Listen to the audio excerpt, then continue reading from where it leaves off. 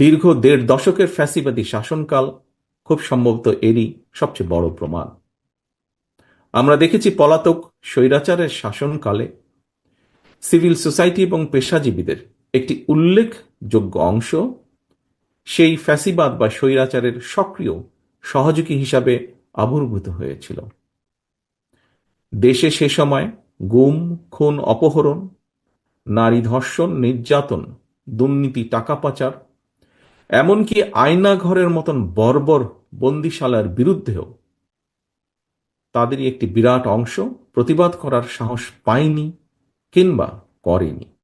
বরং আমরা দেখেছি উল্টো তাদেরকে ফ্যাসিবাদের পক্ষে অপকর্মের জাস্টিফাই করে নতুন ন্যারেটিভ বা বয়ান তৈরি করতে। সম্মানিত উপস্থিতিবৃন্দ, বীর জনতার রক্তক্ষয়ী অভ্যুত্থানে ৫ই আগস্ট মাফিয়ার পতনের পর দীর্ঘ ১.৫ দশকের অন্ধকার অতীত থেকে বেরিয়ে এসে পুনরায় গণতান্ত্রিক মানবিক বাংলাদেশ গড়ার এক অপার সম্ভাবনার দ্বার উন্মোচিত হয়েছে আমাদের সামনে। যে কথাটি এখানে কয়েকজন বক্তাও তাদের বক্তব্যে এরই ভিতরে উপস্থাপন করেছেন। সম্মানিত উপস্থিতিবৃন্দ, সম্মানিত অতিথিবৃন্দ, এমন পরিস্থিতিতে মানুষের অধিকার প্রতিষ্ঠায় রাজনীতিবিদ এবং রাজনৈতিক কর্মীদের পাশাপাশি দেশের বিশিষ্ট নাগরিক সমাজ এবং পেশাজীবীদেরকেও দেশ এবং জনগণের স্বার্থ রক্ষায় আরও কার্যকর এবং ইতিবাচক ভূমিকা পালনের সুযোগ তৈরি হয়েছে। রাষ্ট্র এবং রাজনীতির স্বার্থেই পেশাজীবীদেরকে সর্বোচ্চ পেশাদারী দক্ষতা এবং উৎকর্ষতা অর্জনে আরও বেশি মনোযোগী হওয়ার প্রয়োজন অত্যন্ত জরুরি। অপরদিকে পেশাজীবীরা যাতে যার যার পেশার সক্রিয় মর্যাদা রক্ষা করে রাষ্ট্র এবং সমাজের সর্বোচ্চ অবদান রাখতে পারেন, রাজনৈতিক সরকারের কর্তব্য হচ্ছে রাষ্ট্রে তেমন পরিবেশ নিশ্চিত করা। সম্মানিত অতিথিবৃন্দ, দেশে প্রবাসে বাংলাদেশের অসংখ্য জ্ঞানী গুণী শিক্ষক, শিল্পী, সাহিত্যিক, সাংবাদিক, গবেষক, চিকিৎসক, প্রকৌশলী, বিশেষজ্ঞ, ওলেমা, মাশায়েখ, মানবাধিকার কর্মী সহ বিভিন্ন শ্রেণী পেশার বিজ্ঞ অভিজ্ঞ ব্যক্তিত্ব রয়েছেন। এদের মধ্যে অনেকেই দেশ এবং জনগণের উন্নয়নে নিজেদের মেধা অভিজ্ঞতা কাজে লাগাতে চান। বিএনপিও মনে করে পেশাগত কার্যক্রম অব্যাহত রাখার পাশাপাশি বিভিন্ন শ্রেণী পেশার বিজ্ঞ অভিজ্ঞ প্রতিনিধিদের মেধা এবং অভিজ্ঞতা রাষ্ট্র উন্নয়ন পরিকল্পনায় কাজে লাগানোর সুযোগ অবশ্যই রয়েছে। তবে যা আমরা আগেও বলেছি বিভিন্ন সময়, বর্তমান রাজনৈতিক সাংগঠনিক কাঠামোতে পেশাজীবীদের অনেকের পক্ষেই নির্বাচিত জনপ্রতিনিধি হিসাবে অবদান রাখার সুযোগ হয়তো সীমিত, এবং সেজন্যই রাষ্ট্র, সরকার ও রাজনীতির গুণগত পরিবর্তনের লক্ষ্যে বিশিষ্ট জন এবং পেশাজীবীদের মেধা ও অভিজ্ঞতাকে কাজে লাগানোর জন্য বিএনপি সংবিধানে দ্বিকক্ষ বিশিষ্ট আইনসভা অন্তর্ভুক্ত করার প্রস্তাব করেছে।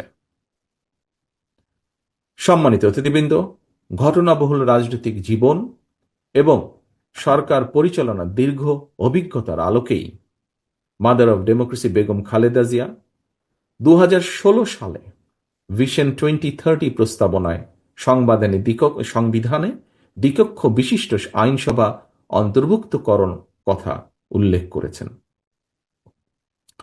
২০২২ সালে বিএনপি সহ গণতন্ত্রের পক্ষের সকল দলগুলো মিলে একত্রিত হয়ে ৩১ দফা সংস্কার কর্মসূচিতেও দ্বিকক্ষ বিশিষ্ট আইনসভা বাস্তবায়নের প্রতিশ্রুতি উল্লেখ করেছে। আবারও এই যে দ্বিকক্ষ বিশিষ্ট আইনসভার প্রস্তাবনা, এটিও কিন্তু রাষ্ট্র, সরকার ও রাজনীতিতে গুণগত সংস্কারেরই একটি বড় অংশ। সম্মানিত অতিথিবৃন্দ, সুতরাং বর্তমানে সংস্কার এবং নির্বাচনকে দৃশ্যত যেভাবে মুখোমুখি করে ফেলা হয়েছে, এটি নিঃসন্দেহে রাজনৈতিক উদ্দেশ্যমূলক। সম্মানিত অতিথিবৃন্দ,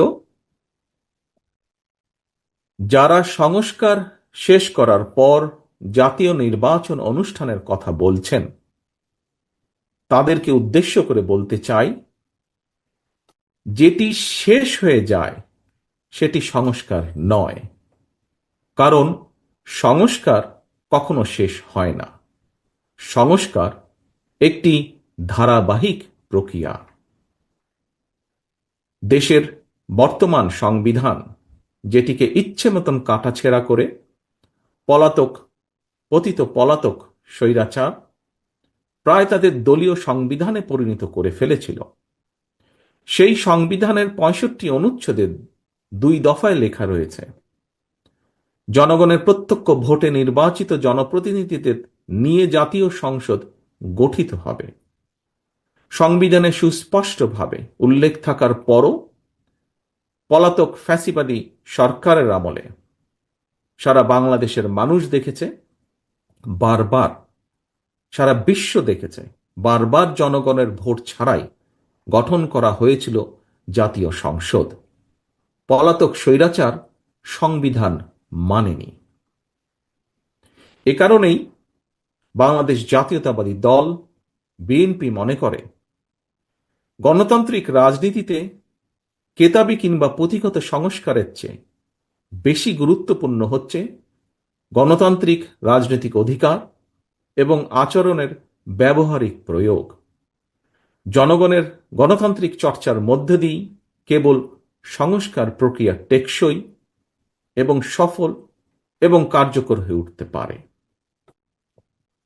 সম্মানিত অতিথিবৃন্দ, দেশের রাজনৈতিক অঙ্গনে গৌণ ইস্যুকে মুখ্য ইস্যু বানাতে গিয়ে নিজেদের অজান্তেই ফ্যাসিবাদী বিরোধী জাতীয় ঐক্যের মধ্যে সংশয় সন্দেহের জন্ম দেওয়া হয়েছে বা হচ্ছে। আমি অন্তর্বর্তীকালীন সরকারের দৃষ্টি আকর্ষণ করে আবারও বলতে চাই, সরকারের এমন কোনো পদক্ষেপ নেওয়া উচিত হবে না যাতে রাষ্ট্র এবং রাজনীতিতে পলাতক স্বৈরাচারের দোসররা পুনর্বাসিত হওয়ার সুযোগ পায়। পতিত স্বৈরাচারের দোসরদের হাতে এখনো রাষ্ট্র থেকে লুণ্ঠন করা, জনগণের পকেট থেকে লুণ্ঠন করা হাজারো হাজার কোটি টাকা রয়ে গিয়েছে।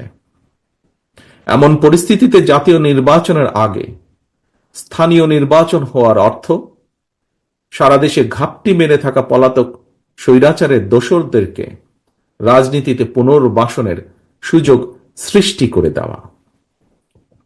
সম্মানিত অতিথিবৃন্দ, দীর্ঘ ১.৫ দশকের মাফিয়া শাসনকালে তরুণ প্রজন্মের প্রায় ৩.৫ কোটি ভোটার সহ কেউ ভোট দিতে পারেননি।